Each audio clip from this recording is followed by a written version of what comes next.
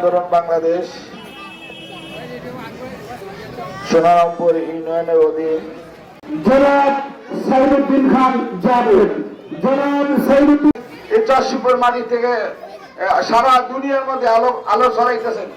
ইনশাআল্লাহ আমরাও আশা করব আগামী বার আপনারা সকলেই ইনশাআল্লাহ সমবেত ভাবে আপনারা ওই সমাবেশকে সফলমণ্ডিত করে তুলবেন ইনশাআল্লাহ।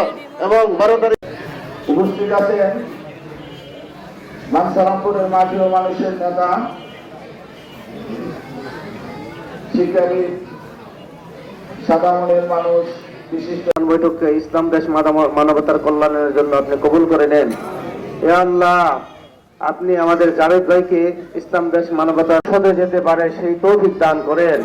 আমাদের সকলকে দিনের সহি খাদেম হিসাবে কবুল করে নেন। অত্র এলাকার কি দাবি জমা এটাও ভাইজান শুনতে পারে নাই, যেহেতু মাগরিবের পরে আরো কিছু শুনি। আমরা যারা এখানে সমবেত হয়েছি আমি সকলকে জানাই সুস্বাগতম। আপনারা জানেন অতীতেও এই মাঠে আমরা নির্বাচনী সমাবেশ করে গেছি। আমরা এমন একজন প্রার্থী পেয়েছি, আমি প্রার্থী প্রত্যাহার করে তাকে কেন সমর্থন করলাম। এমন একজন প্রার্থী যার শিক্ষা দীক্ষা অর্থনৈতিকভাবে পারিবারিকভাবে সর্বদিক দিয়ে বাঞ্ছারামপুর যতগুলি প্রার্থী হয়েছে তাদের থেকে তিনি অনন্য। এই জন্য আমরা তাকে নির্বাচিত করেছি আমাদের হাত পাকা প্রতীক থেকে নির্বাচন করার জন্য। আপনারা জানেন ত্রয়োদশ জাতীয় সংসদ নির্বাচন খুবই সন্নিকটে। আগামী 12 ফেব্রুয়ারি সারাদিন আপনারা হাত পাকা প্রতীকে ইনশাল্লাহ ভোট দিবেন। এবং আমাদের যারা নেতাকর্মী আছে আমরা প্রত্যেককে ঘরে ঘরে যাব, আমাদের মা বন্ধুকে দাওয়াত দিব এবং আমরা ভোটারদেরকে 12 তারিখ নির্বাচনের জন্য আমরা তাদেরকে ভোট কেন্দ্রে নিয়ে যাবো ইনশাল্লাহ। আমরা সবাই রাজি আছি তো ইনশাল্লাহ? জাভেদ ভাইয়ের গাটি সবাই তো ইনশাআল্লাহ ইসলামের পক্ষে, ইসলাম দেশ ও মানবতার কল্যাণের পক্ষে, আমার জাভেদ ভাইয়ের পক্ষে সবাই থাকবো তো ইনশাআল্লাহ। এবার একটা নির্বাচন আছে, অনেক দিন পরে একটা ভোট দেওয়ার নির্বাচন হইব। অনেকদিন হয়তো আমরা ভোট দেওয়ার সুযোগ পাই নাই।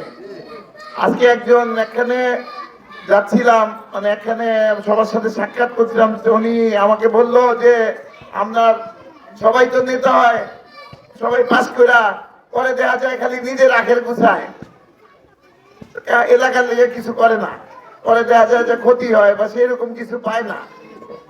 আমি ওনারে জবাব দিলাম, 10 টাকা নেতার না যারা ভোট দেয়। এই জন্য যারা ভোট দেয় তাদের উচিত, আমি বক্তৃতা দিচ্ছি এটা বড় কথা না যে আমি ভালো মানুষ, আমি আইসি আপনারা কেউ সমর্থন দিতেছেন কেউ দিতেছেন না, এটা বড় কথা না।